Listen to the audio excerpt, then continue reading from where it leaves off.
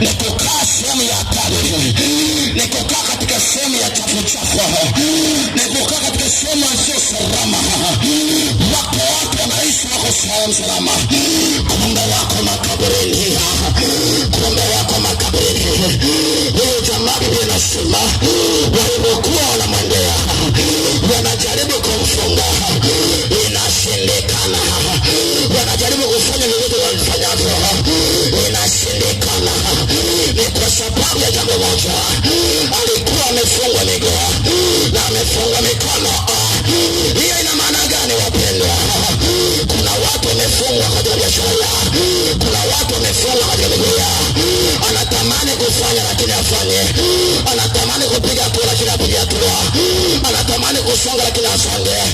Kuna majira unaweka biashara, unaanzisha, ukitoka hapa mpaka hapa unafanikiwa, lakini shida kutoka hapa kuja hapa unaona unarudi nyuma.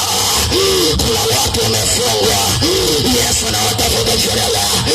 Kama unaamini, kama unawaza au unafikiria biashara yako haijakaa sawa, maisha yako haijakaa sawa, unaota ndoto za kufa, leo tunaklasi, tunamwita Yesu ya Yesu Mwokozi ya huyu anaweza akakuletea ndoto iliyo salama, sio ndoto za kufa.